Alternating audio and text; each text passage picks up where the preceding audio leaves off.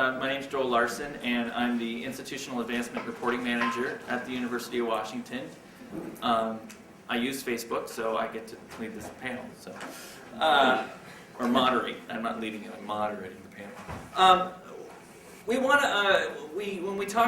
we got together ahead of time to discuss what the panel was going to be, we wanted to reach out more than just Facebook, Twitter, LinkedIn, what the common perception of social media would be. We want to kind of extend that out to include all electronic communication, so our email strategies, all the previously mentioned things, but also the collecting data from outside sources and how that is integrated into our plans and our projects and into our main production databases.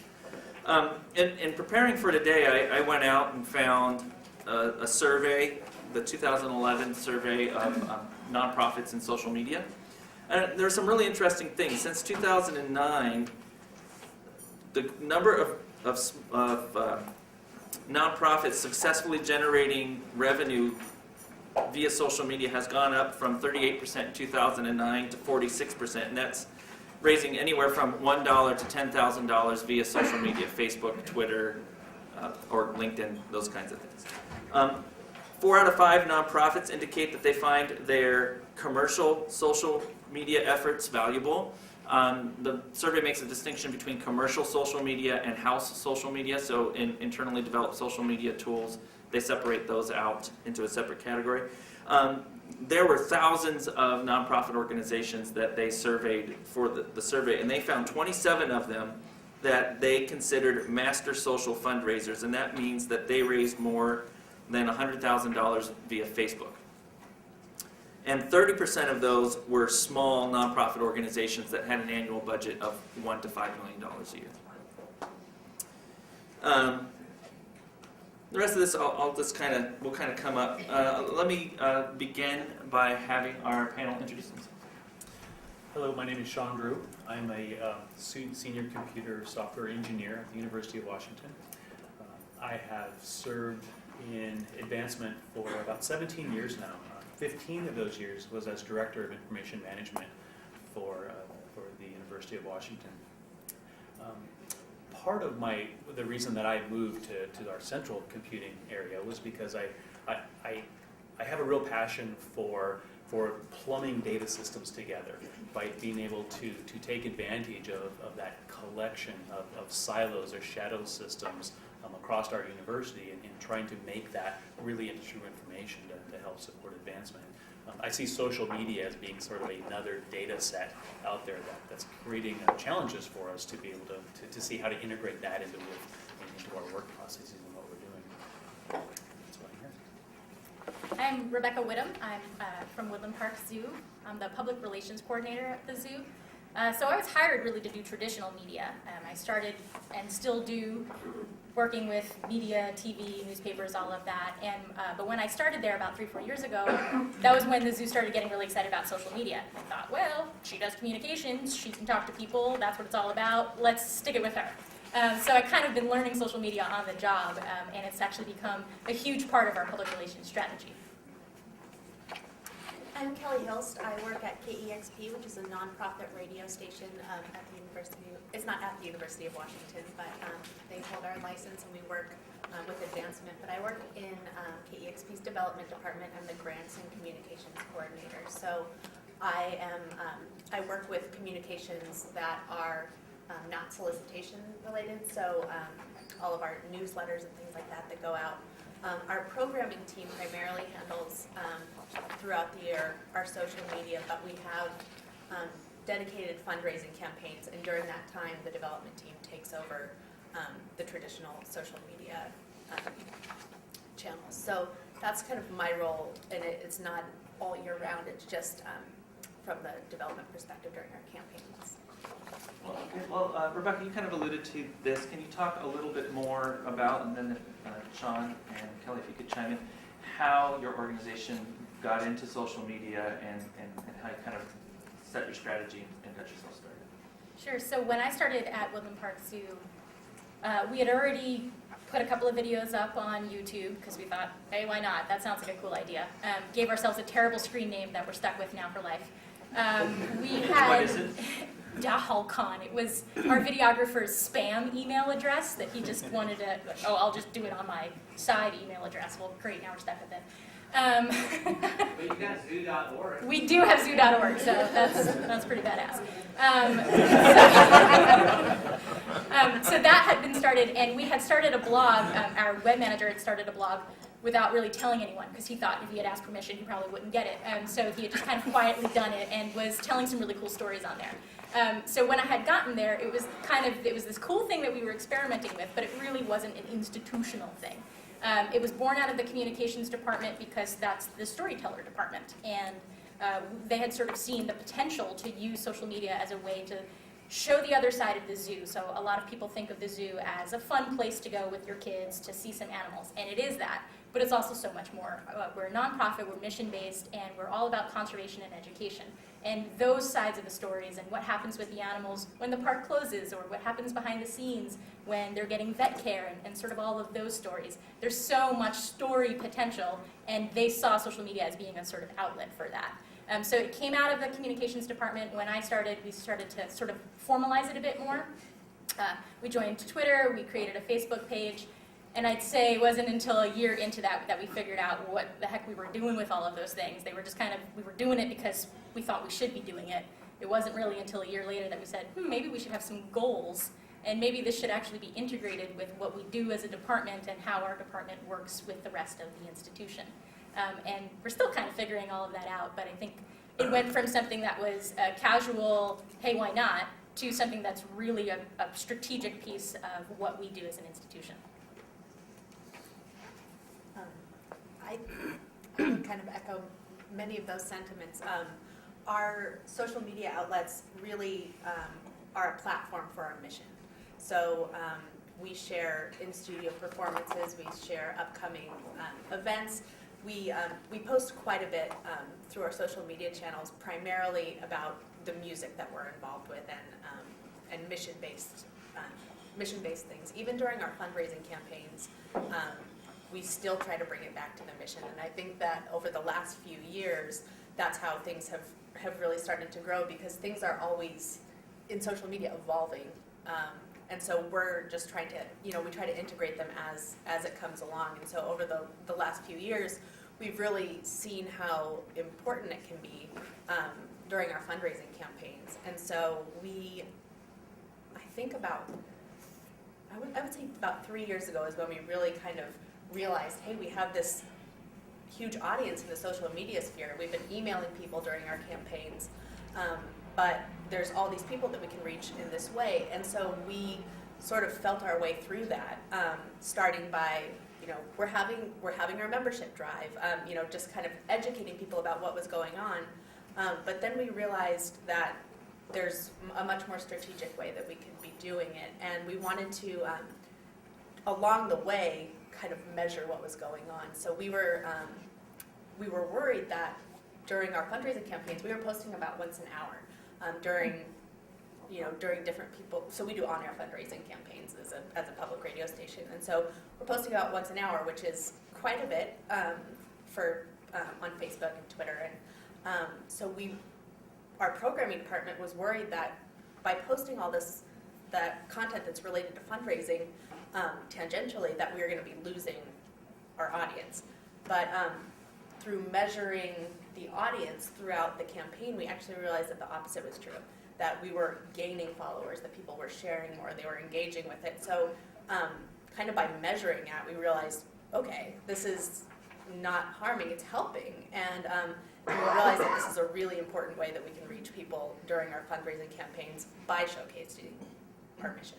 So, Sean, before you answer the question, Kelly, KEXP kind of has a unique story on how it kind of came to be. Could you kind of share how, because KEXP kind of was founded on the premise of somebody wanted to share. So could you kind of tell KEXP's story just a little bit, like where it came from and how it came to be, and sure. How you guys kind of became a self-sustaining station? KEXP was started at the University of Washington in the 1970s. They were KCMU, and they were in the communications building, for those of you who are on the UW campus. And until 2000, they were on the UW campus. And in 2000, they moved off of the UW campus to our current station, which is at Dexter and Denny right now. And that was through the help of Paul Allen. And people are always wondering what our relationship to Paul Allen is. There's still sort of a conception of, oh, well, that's Paul Allen's radio station. You know, we don't need to be member supported. He takes care of that. But the truth is that he was going to give KEXP a 10-year grant to cover operating deficits, but we actually front-loaded that, and so it was a 3-year grant that he provided to the organization, and each year the operating deficit got smaller. And so by 2006, we were financially self-sustained.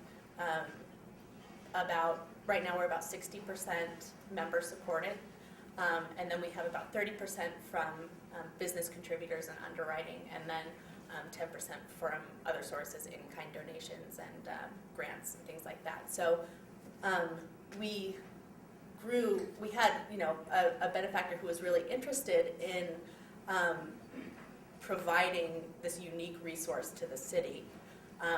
But then as we started to grow, we realized that this really is a resource that the city is interested in, and then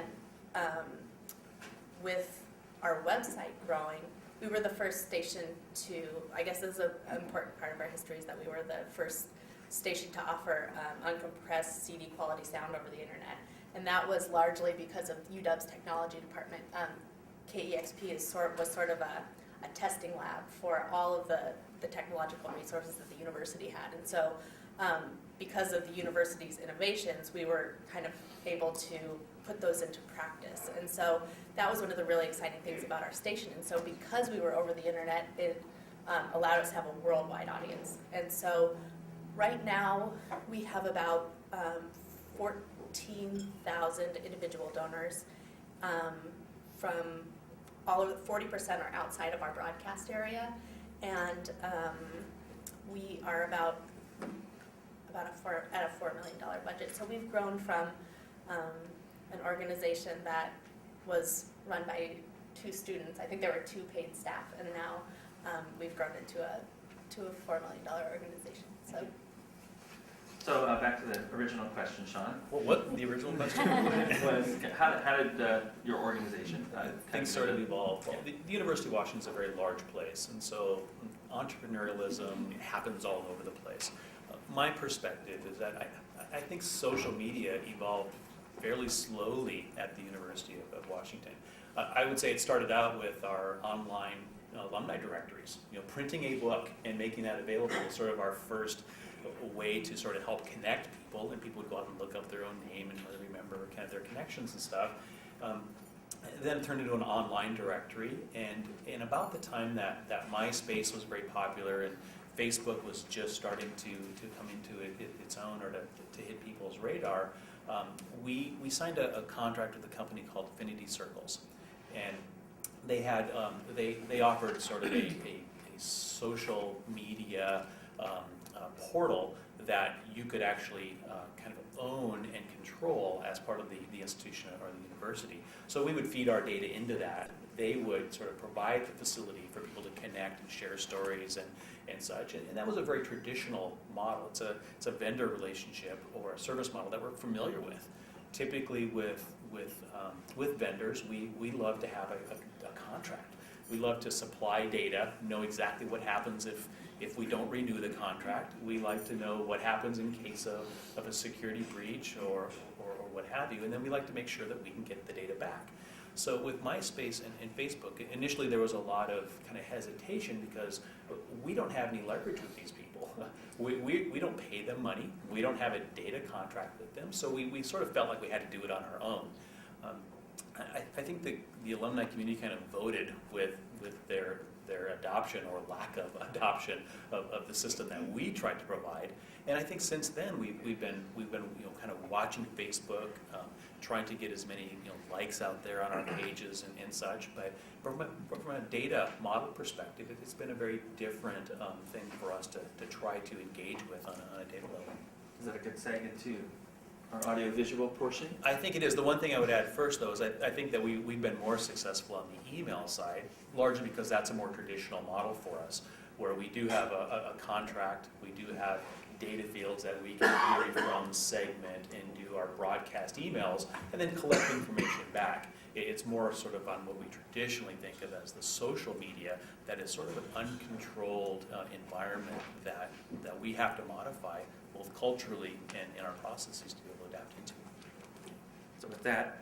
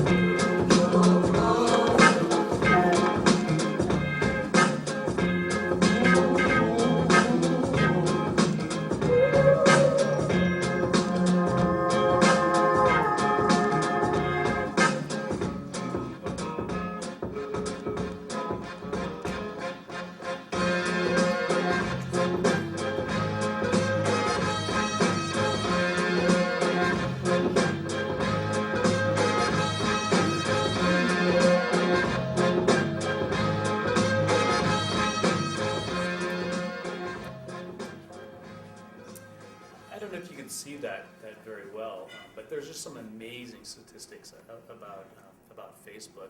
One of the things that showed was that every 20 minutes, 2.5 million photos are uploaded into Facebook, which means that during this session, there will be well over 7 million photos posted worldwide. And the number of updates and friend requests and things that are happening out there is just staggering.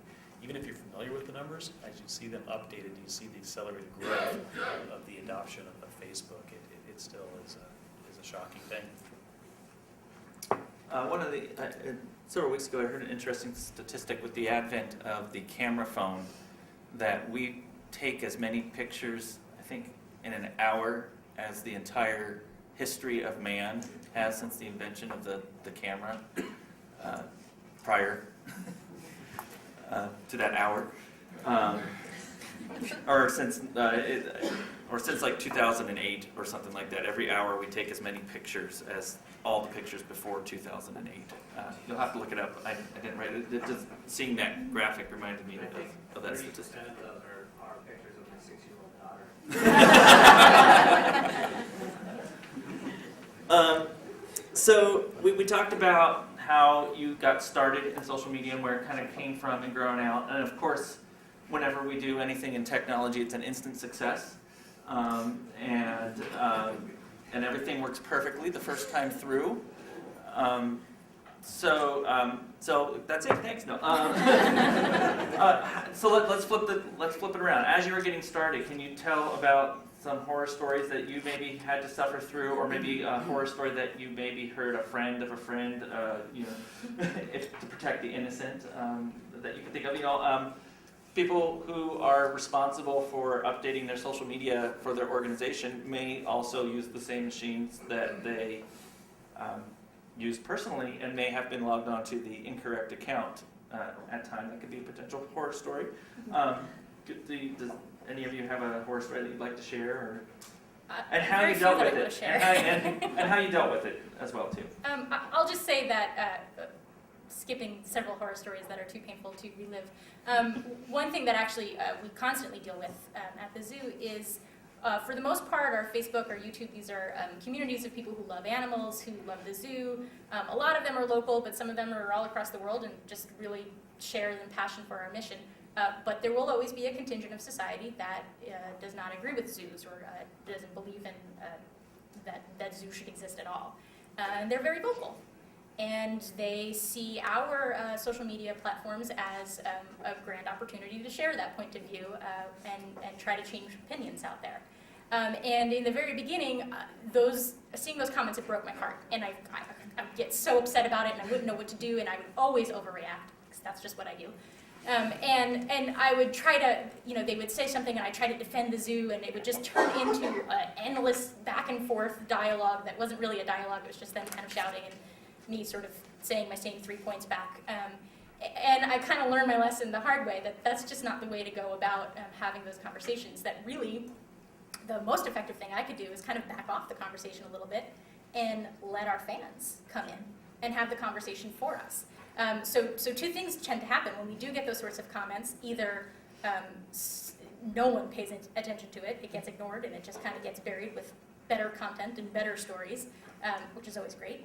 Or our fans come in, if they're outraged enough, they'll come in and they will defend us and they will talk back. And sometimes I think I've paid them because their talking points are exactly what I would be saying if I were typing those messages, which is really great to me because it really shows me like, wow, okay, we've been having such good conversations with these folks that they know these messages, they believe in these messages, they can say them on their own and have it be authentic, and it's not just us sort of defending ourselves. So that's really shown me the power that the community building really has there through social media, and it kind of makes me sleep better at night knowing that I am not the one warrior who has to fight this fight, but there's a whole community of people out there who are willing to do that with us. Anybody else have anything they'd like to share or communicate? Or? Well, I don't have any horrific horror stories. I think that, you kind of, when you think about it, it's, you said something bad about your workplace or something like that, but like, we work in an environment, like all of our coworkers, we're friends on Facebook, we all talk about our jobs and, the events that we're doing on Facebook as advocates for our organization on our personal sites, so we don't really have that, fear of, putting some sort of like drunken night out on our organization's Facebook, so that doesn't really happen. But I think that I learned a lesson during our last fundraising drive over Twitter, because we had a really fun giveaway where we were offering studio time for bands to record as a giveaway, which was really exciting. If you're a band in Seattle, that's a huge opportunity to be able to go in and record with an engineer. And so I was really excited about sharing that and trying to promote that for people to make a gift, to call in and make a gift. There are a lot of rules around promoting contests and things like that on Facebook, and so you can't, it's kind of the no purchase necessary to enter sort of thing. So you can't say you need to call and make a gift in order to be entered. So I was posting about this on Twitter, and I was so excited to get the message across that we have this great giveaway opportunity that I didn't get so much to integrate that we're having a fundraising campaign. So it went out, and as soon as I posted it, immediately the phones started ringing, all of them, with people who were not making gifts and not even interested in making gifts. They just wanted to enter this drawing. And it made me realize, when you have such a small amount of space to make your point, you got to pick the right things to put in there. So in my mind, it's obvious we're in a fundraising campaign. I've been here all week. I know we're in a fundraising campaign. But people aren't paying as close attention to that as I am. And so you always need to be reminded, we're in a fundraising campaign. This is what we're doing, and really be careful about the wording so that A, you're staying within the law, and then B, that you're inspiring the action that you hoped you did. And so what happened with that one is just seeing the response for that, we actually just took that post off of Twitter because it wasn't conveying the message we wanted. And now with things like Facebook, you can put more context in it. You're not so restricted by that. So we kind of said, okay, this is the better platform to promote this because we can do it in the proper way. So that wasn't I mean, it didn't turn out terrible, but it was a real lesson. There's a question over Hi, here. hi Kelly. I'm a big fan of KEXP, and I really think that you guys are using Twitter really well. And your DJs sometimes talk about the conversations, and it's really engaging because it's interactive. And another good organization that does an excellent job is the Washington State Department of Transportation.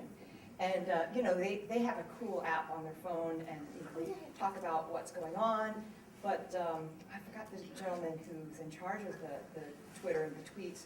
He, you know, they post sometimes jokes and pictures, and it's just so, it has its own life.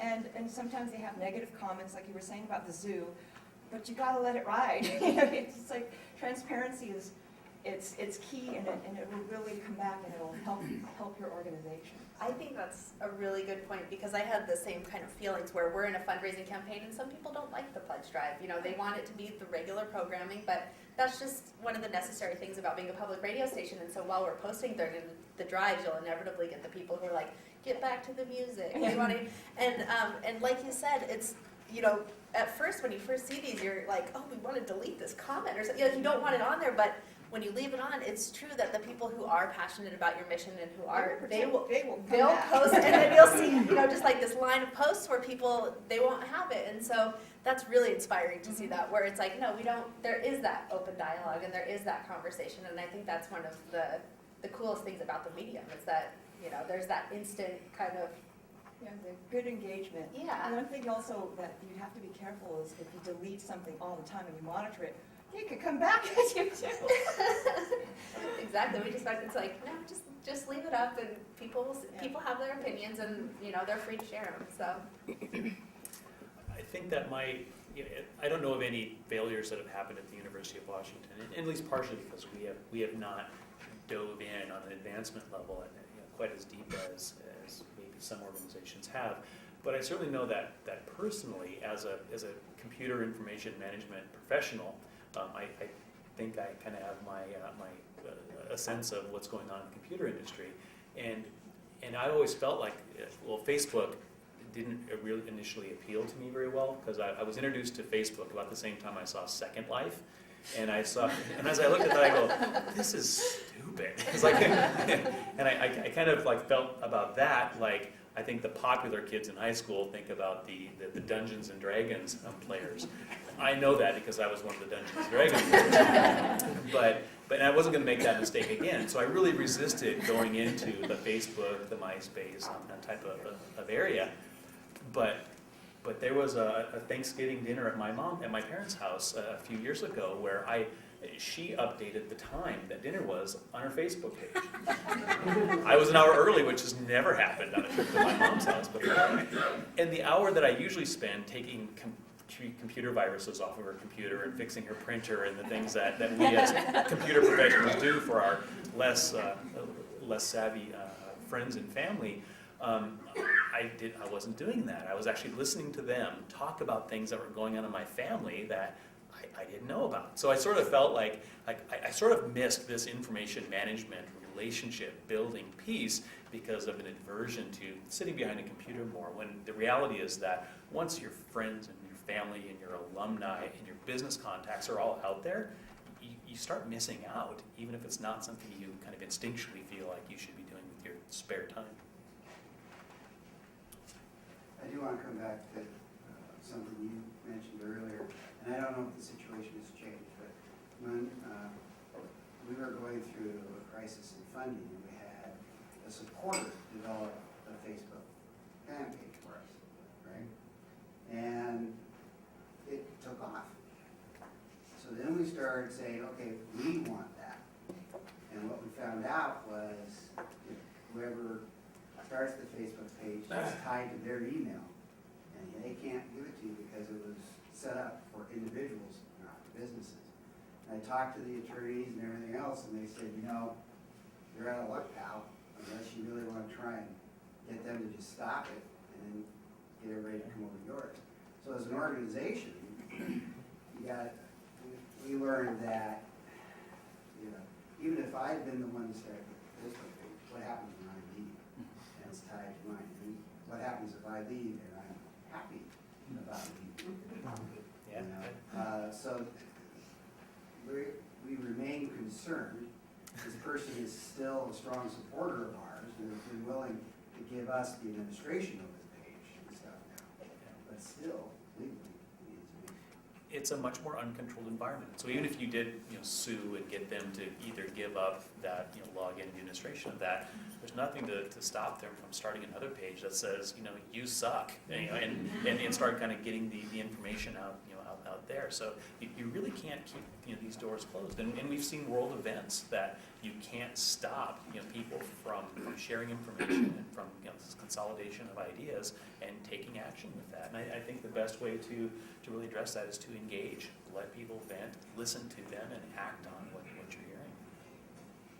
And we dealt with that too as Facebook evolved, because you're right, at first it wasn't set up for organizations, it was set up for individuals. So when we first started, however many years ago, the first KEXP page was KE as the first name and XP as the last name.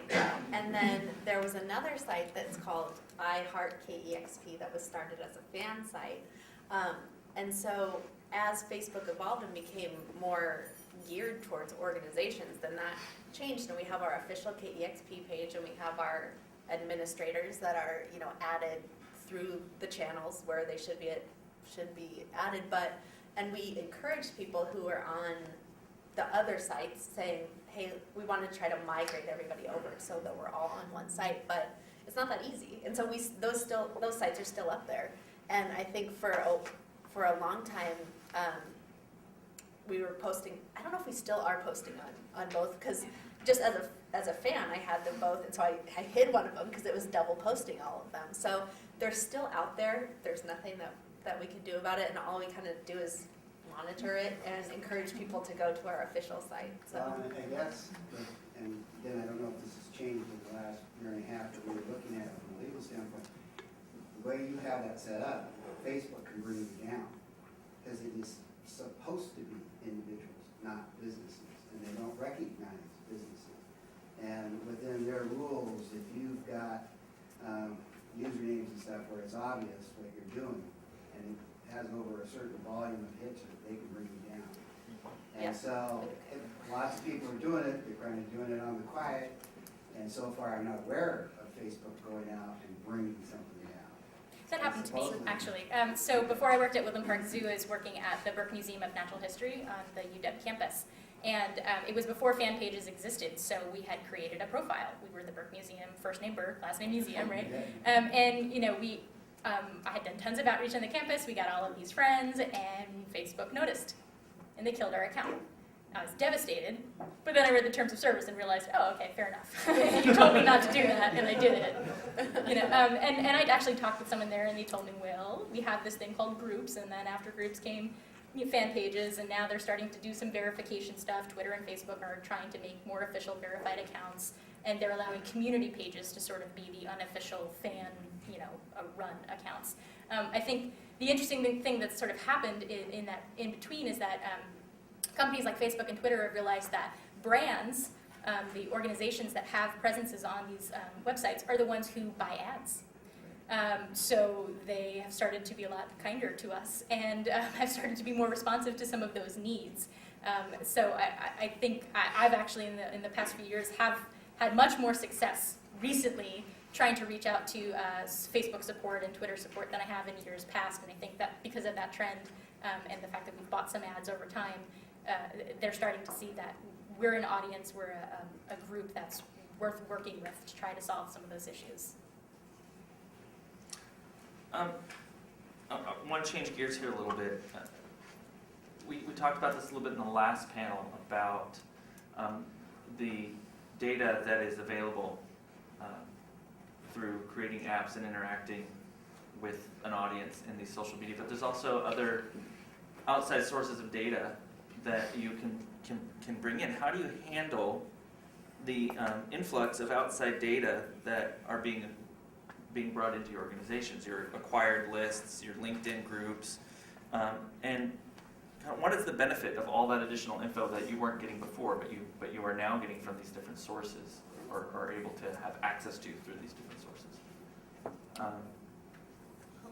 I think that for us, we have about 50,000 people who are who like the KEXP page, and I know that there are applications where you can take your email database, which ours is about 30,000, and you can integrate it and you can see. I mean, there's programs that will do this where you can put your email addresses in there and it'll tell you who the matches are and what the social media outlets that your audience is on, so that you can kind of be aware of that and track that and know where you're reaching your audience through.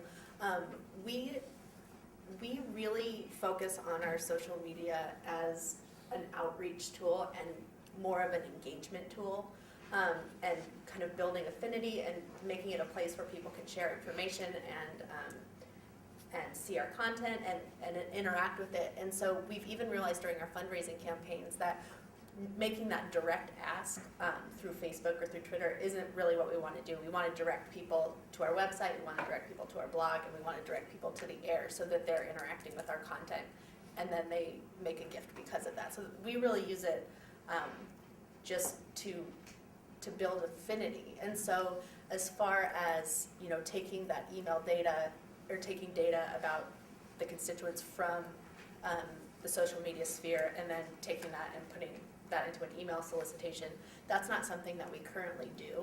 And I don't know if we would. It's not a conversation that we've had, because I think that this technology is evolving, and so there's always kind of new decisions about how we're going to use this information. But I think that the information that the new Insights page on Facebook really provides a pretty good breakdown of the gender of the people that are in your Facebook sphere, the location, what kinds of posts are generating what kinds of response. And so I think that's more the kind of information that we use and find useful when we say, okay, when we post information about a live in-studio performance, people share it 10 times more than if we post about a certain event. Or so we're more looking at what's the outcome of this rather than the specific email information and then using that for solicitation.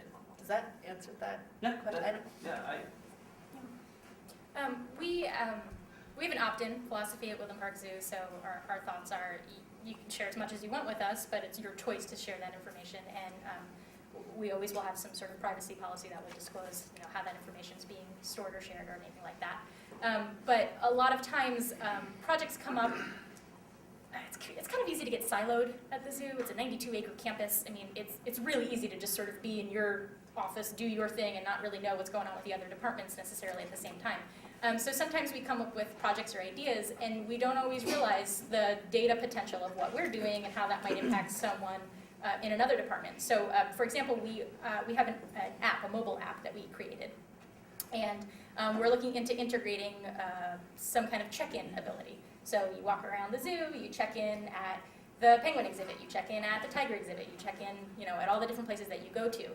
If you opt in to share that information with us, that's interesting to us from our communications perspective, because that's telling us what animals are you interested in, then we know, okay, people are most checking into the penguins, let's put out some more penguin videos, right? So we're kind of using that data for our communications goals. But how interesting might that data be for some other departments? I'm sure fundraisers might find that information really interesting too. So there's lots of potential for the same data set for all of us to kind of interpret it in different ways. And truthfully, we don't always share that potential. We don't always think, oh, what I'm doing actually might benefit some of the other departments. Perhaps, we should be kind of working together on this. So that's something we're trying to do, make more institutional at the zoo, particularly now we're in campaign mode. We've launched the public phase of an $80 million campaign. So we better all start talking. And those opportunities, we're starting to identify them a little bit more clearly. But it's certainly interesting to me because there's so many more possibilities that I kind of never realized, because my goals are to check off my to-do list and not necessarily to check off everyone else's to-do list. So I really think those kind of cross-departmental conversations are really essential. And like I said before, all of that information is great so long as people opt in to share it with you. For a lot of the data vendors that we have worked with in the past, and still have current relationships with them. The ones that we can kind of have control over with the relationship. We've always defined our alumni system as being the system of record or the master system. And so if we have a data exchange with a company where they are hosting our data and they want to collect email addresses or update home addresses or something, we try to work out mechanisms so that when somebody replies to an update that updates that address, that it would actually update into our database, and then our feed would then feed back down to the vendor's database. It's a data nightmare if you have data updates happening in two different systems, and then you get into this reconciliation loop, and you can end up not knowing what data is correct or not.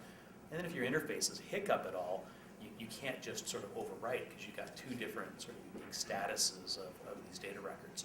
So by defining that relationship up front, and the vendors don't really want to hear that because they want to steward your data, but then they want to use the mechanisms that they've built to update and maintain and have interaction with clients with that.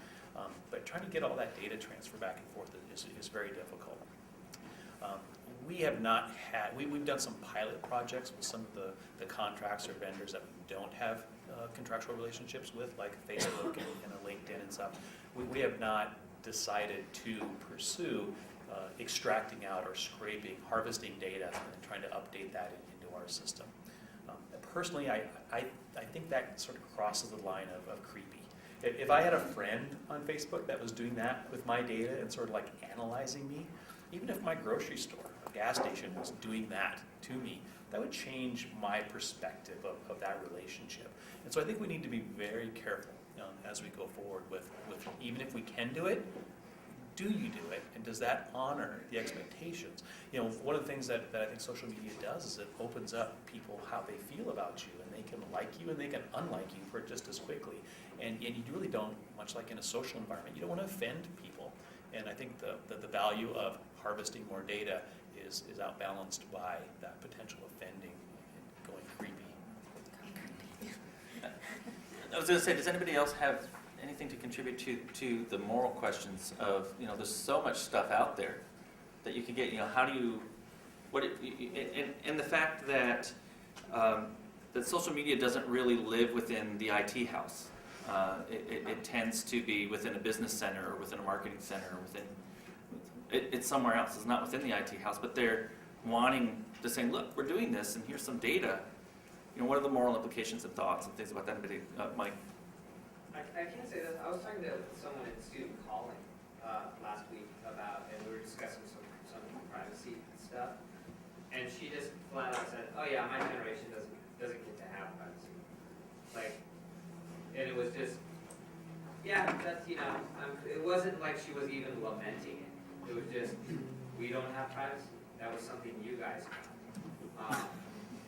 I feel like that notion that how we sort of get creeped out about that. I refuse to use my wife's Safeway club card because I don't, they don't need to know what brand of beer I'm buying. But I think there's a generation of people that really kind of maybe don't care about that. But that the whole reason the UPC code was created was so that grocery stores could collect the information of what you're buying so that they could sell it back to the marketers to say, hey, look, he's buying beer and potato chips. Kirk and I go shopping together and we pay cash for everything.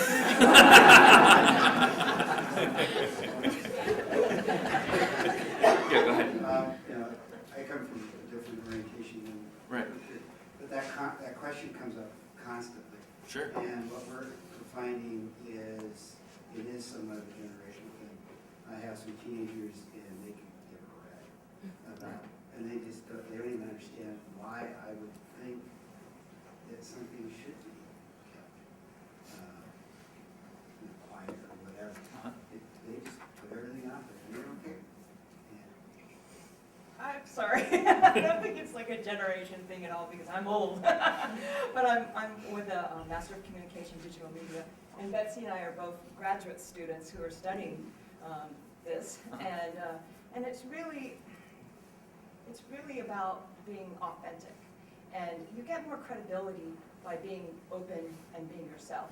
And I was talking to, I forgot your name, but we were, he was talking about we're this known as the Sunshine State or something like that, and it's about transparency, and I guess Washington State has, I forgot, the highest regulations, Most open.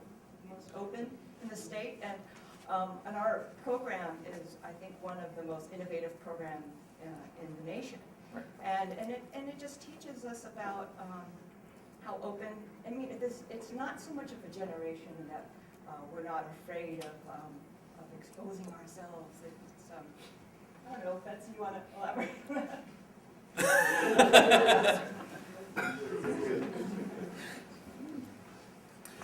I wonder, it certainly is generational, but there is also going to be a factor of age there as well. But when you're a teenager and you're in college, you don't have as much privacy need. If you've got children and you have a professional job and you want to sort of be able to start to control or your presentation, your reputation, and so I think it won't be the same as previous generations. But I think the concerns will raise as the need arises, and certainly as corporations and individuals and hackers figure out how to leverage information and data to impact someone's life. You don't care about it if it doesn't impact you, right? Another thing to worry about.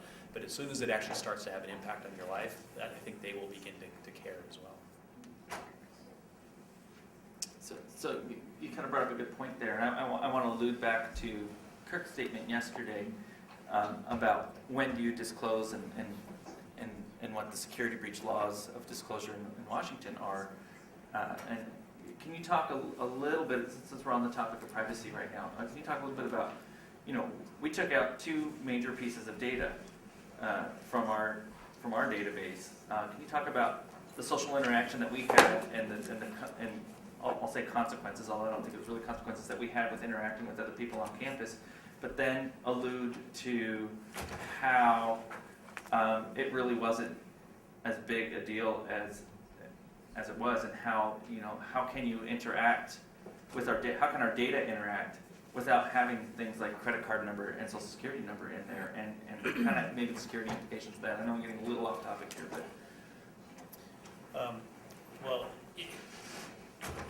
for a number of years, there was some very dramatic, public loss of records that would show up that were newsworthy, and some of our local large companies lost data repeatedly, and it just sort of made them look like they didn't really have the ability to control this. Kirk's statement about presumption of loss is a good one, in that you should be preparing your systems in a way that you reduce your attack surface.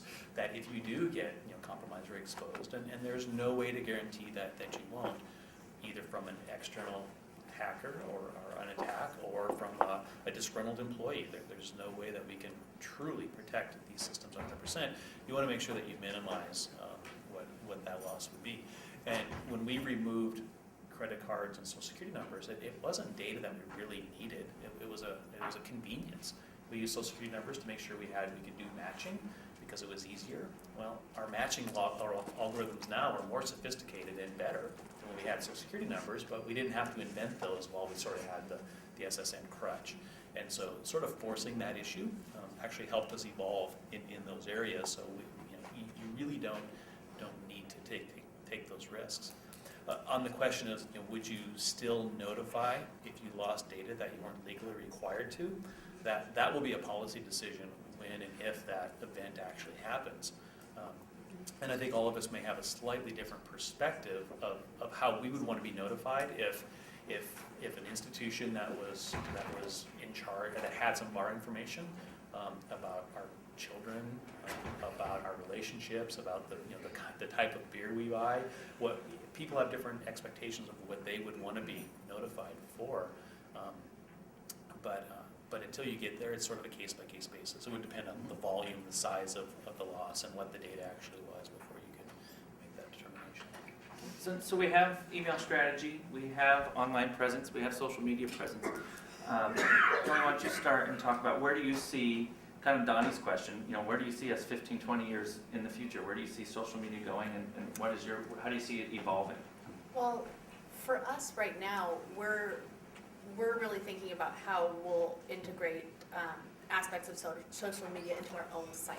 So that's something that we're working on right now. We have a partnership with Microsoft that we're working on so that people will log in and they'll have a MyKEXP account, and then they'll be able to opt in, of course, to have these conversations with, you know, fellow music lovers. They'll have the option to like songs as they're coming up on the playlist. So making our own site interactive is something that we're working on right now because, like you said, right now we're working with these you know, these companies that are doing it outside, and so we want to kind of bring some of the principles that makes that exciting and fun for people into our own site, and so that's where we're going, and so I think that integrating that is something that we're really focused on right now, and also just realizing that the platforms that people are using are evolving, and that smartphones are a much bigger part of our lives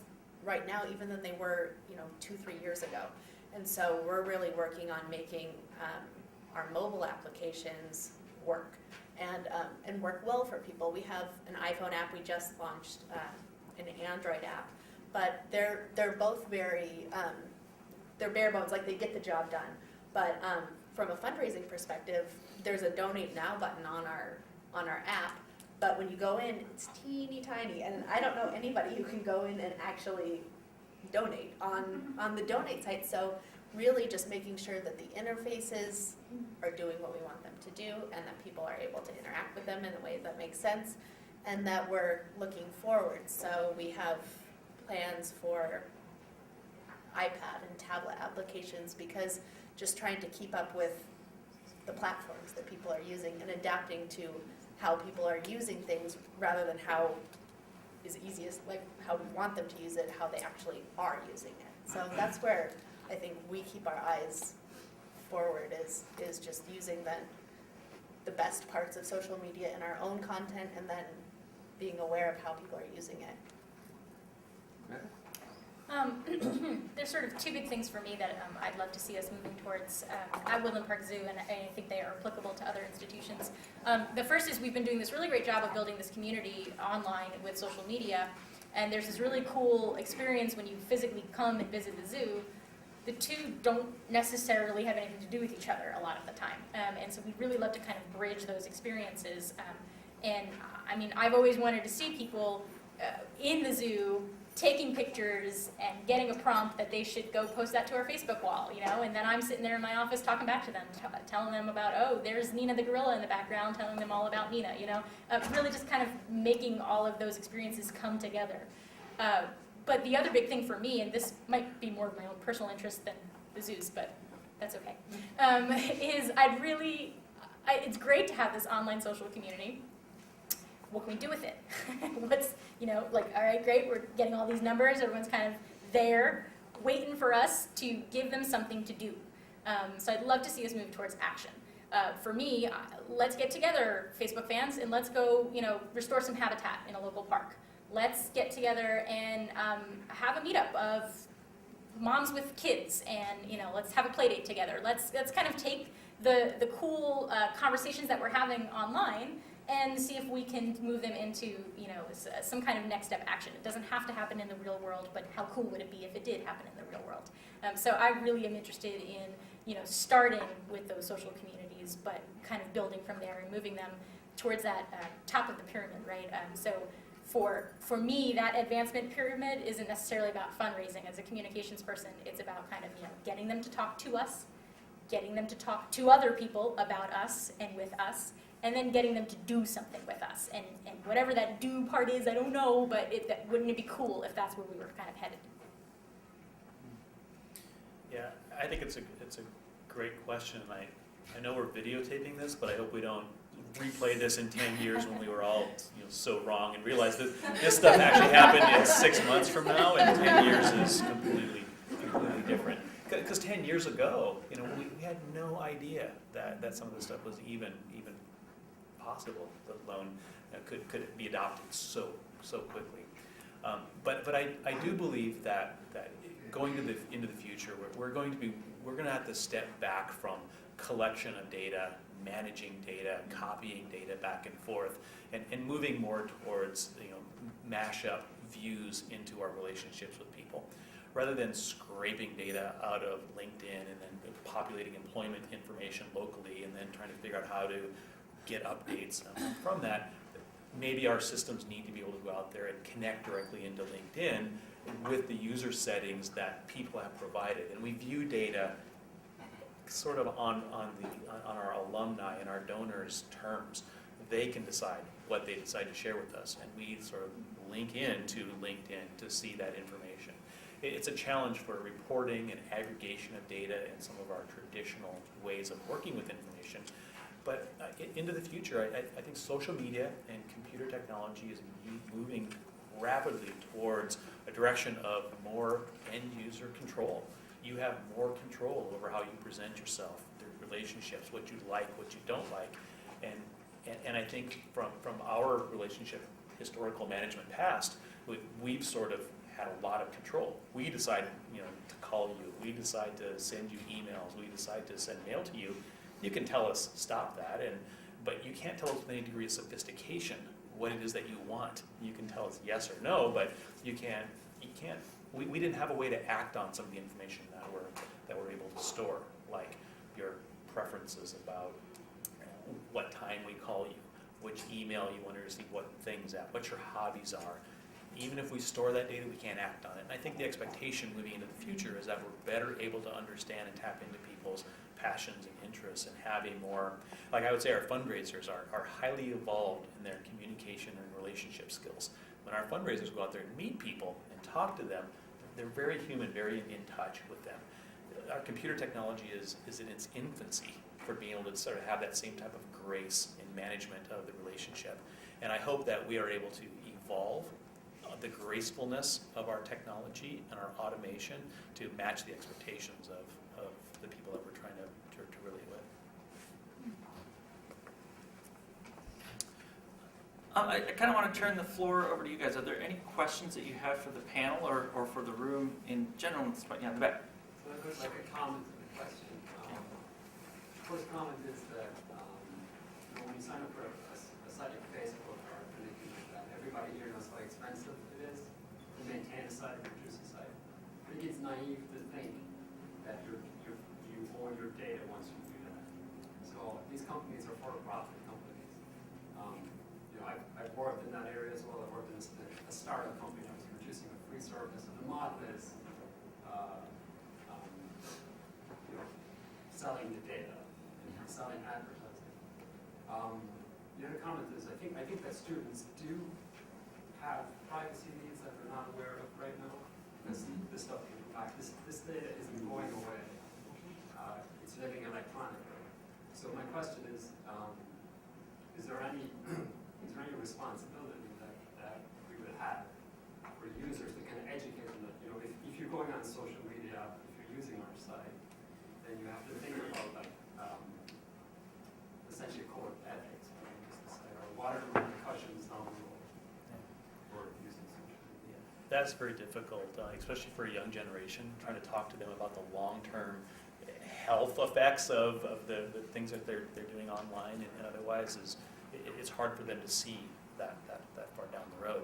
I was recently looking at a Facebook feature called, I think it was Timeline, where it actually, the video, it wasn't, it's probably in beta to some people, but I couldn't see it yet, but it actually kind of almost creates an autobiography of you, where it'll show your first post, like if there's baby pictures from when you were born, from your parents because of your relationship, it'll show your baby pictures and sort of what happened from your other people's posts, and then it would like kind of chronologically go through your life, showing you as your relationships and your posts and as you've matured. The first thing I thought was, creepy radar kind of went off, right? Because somebody is documenting and storing all this. But then I thought, well, I'm doing that. I'm creating all this content. They're just sort of compiling it for me. And then I thought, well, this is sort of like a legacy thing, which we really like to talk about legacy from a fundraising perspective and sort of where you've been and where you're going and the impact you've had. But I don't think we're really even ready to begin to kind of deal with that as a society, what that impact might be to have your life story sort of documented and stored out there. but you don't own the content or the data anymore. Does the Facebook timeline become our resume? I'm kind of toss that out to everybody. No, I hope not, because like some of the examples, like in high school, like you broke up with this person, you got together with that person, then you broke. It's like relationship status stuff, right? It's not a professional resume. It's your life story, Right. but it's not a resume. Right, but employers now, if you go out there and you look at Ladders or Career Builder or any of those, they are constantly telling you, maintain your brand. Treat your personal as a brand, and know that once you put stuff out there, it's never going away. I mean, one of my favorite things to do when I'm bored is to go to the Wayback Machine and look at old bad web pages that I used to design in the mid-90s and go, yeah, it's still out there. But yeah, go ahead. I was going to say there's a new service that's sort of arisen from all that. Reputation.com, Mhm. only briefly saw it, but the need is there to protect your reputation. And that's what this service has come up to do. I don't know what it does exactly. Yeah, I think they kind of advertise to doctors, lawyers, and like politicians. Sounds like credit repair, which you can't really do. A little. I've heard the line that if you're not buying the product, you are the product. Mhm. And I think that's, kind of what Sean was talking about is how do you deal with a vendor who's not a vendor? Your institution, if you sign up for Facebook, is a product now, and not one that you can control. And I'm just kind of curious how other people have thought about that when using social media. Yeah, you're at their mercy, right?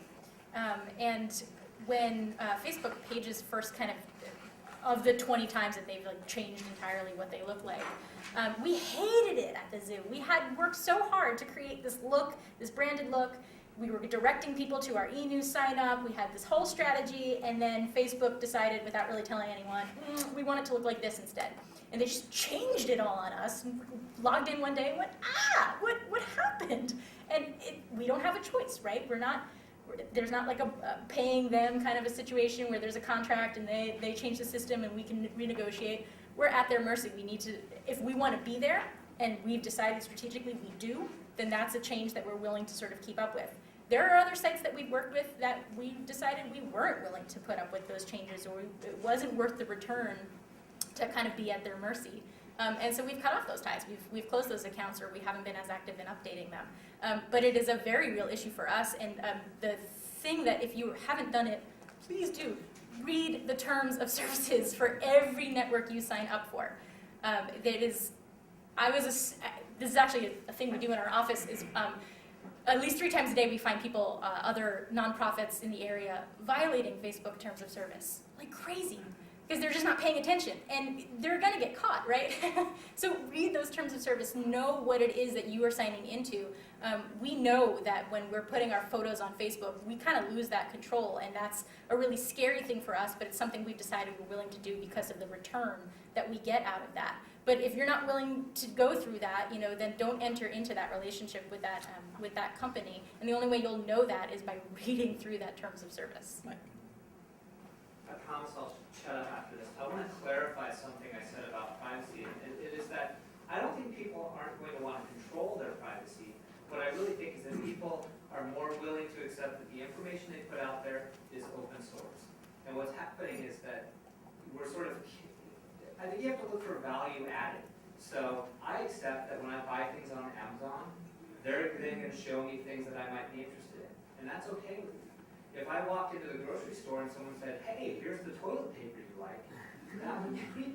That's my $1 million idea. I want to take all that data, because I've never bought diapers or formula at the grocery store, but every time I go in and I buy fruit snacks, I get a coupon for diapers and formula. I want them to say, hey, you haven't bought this brand of toothpaste in 2 months, you're going to run out. Here's a coupon for that toothpaste that you buy. So that's what I want. Would I like to walk in the store and not have to go around and find things? Sure, that might be cool, but right now it feels creepy. And so I think, I guess what I'm trying to say is you have to, people are willing to accept that stuff they put out there is going to get used. I know that, if I email fantasy football stats to my friends, I'm going to get advertisements to buy football tickets. That's a contract I accept. And if they're doing it well, I don't mind it. So it's when you're harvesting people's information and not giving them value with that, that's when I think it becomes unacceptable. I think the big difference, though, is that there are things, 20 years ago, a photo about a spring break wild weekend was great, because all my friends would be looking at it or sharing it, right? Today, that's not so great. And so that how permanent some of these things are, and how your attitude about what's out there and available changes over time, and in that realization that what's okay now is not going to be okay in the future, is what I think that the conflict that people are going to have to deal with. Kelly? A personal example of, you were talking about way back, and you were talking about, once it's out there, it's out there. I got an email last week from a guy who runs a real estate website asking if he could use the image of our house that we bought back in 2003 that I had put on a website so that my family down in California could see the front of the house. And he said, can I use that? And oh, by the way, this other real estate site is also using the image of your house already. And then we realized that it was used on Mythbusters. There was an episode of Mythbusters where we were doing the plane and how it drops the blue ice and blah, blah, blah. They have this nice 2-story yellow house in the background. We're like, wow, that looks just like our house. That's so cool. Well, we saved the image, we used our iPhone, took a picture of it, put it on Facebook. Hey, recognize this? We looked at it later. It is our house. They had just, done some image stuff, taken out some of the identifying markers, took off the house number, but that was back in 2003 that we posted that image. I didn't even realize that site was still up, but yeah, it's out there. People are going to use it whether you know it or not. Final comments from the panel? We're kind of running out of time. We got to get down to lunch. So, you guys have any last minute nuggets of insightfulness that you'd like to share with the room? Well, I would just say that we're talking a lot about how we can or should or not harvest data from people, and what they're sharing. But I think that from our perspective, instead of us gathering this information and then trying to, use it for a solicitation or things like that, we want to provide our audience with the tools so that they can be advocates for our organization, because that's, I think, the way that we see that it works best. It's peer-to-peer, sharing that is working best. We have 50,000 likes on our Facebook page, but when you look at that audience, we have 12 million friends of friends. So for us, it's about providing interesting content that then they will share with their friends, and that they will loop them in. And it's coming from a personal request from a friend, somebody that they know, rather than us taking this information and then putting it back to them in a way that they might be uncomfortable with. So I think that that's something that's important to think about is, your friends, your constituents, they're advocates for you instead of you having to be for yourself. I wanted to speak quickly to data in the aggregate that's available through social media metrics tools. So all of the social media tools that are out there, there's some sort of analytics tool, either built in or third party, and it gives you such fascinating info that's really like a psychological map of your fans in the aggregate, so not necessarily just the individual. So one thing that I think is really interesting, that's my own cell phone, that's terrible, is on YouTube. When you post a YouTube video, you can track hotspots. So you can see what are the parts that piqued people's interest, what are the parts when they got out of there and went to the next video because they were totally bored. Well, that's really interesting info for us as social media people. We can model our videos on that, but how can we use that information for an annual report, right? How can we kind of narrow in on what was the soundbite that really worked? What was the image that they clicked back to because they wanted to see it 3 times? Those are the kinds of things where it's okay, that's great that the social media folks have that info, but how can it be applied to the other departments as well? So if you don't have access to that info, talk to your social media people, because they probably aren't even thinking that that info might be useful to you. But there's so many possibilities if we can just kind of get it all in one dashboard and play along. I would say Google wasn't the first search engine, but they were the best when people started using search. They became part of our culture. Facebook wasn't the first social media site, but they're the best when people started adopting it. They've now become part of our culture. So I think they're here for a long time. I don't think that necessarily makes me feel better. Having these companies sort of churn over and flip so that the data doesn't reside perpetually might make me sleep better at night. But I think they're here. I think it's not going away. And so we need to adapt our data management models to a world where we don't get to control the relationship or data. I think with that too is that there's so many applications, there's so many tools that you can use to measure all kinds of data. There's so much data that you can capture about your social media audiences. And so I think it's important to establish your goals first. What do you want to do with the information? What is your goal? And then find the data that will support that goal. Because you can measure everything, but it's how you put that data into practice that's really going to make the difference. It doesn't mean anything if you're not going to use it. So make sure that, because there's lists and lists, hundreds of tools that will help you measure it, but make sure that it's going to help you support your goals, whatever they are. Thank you. Thank you, guys.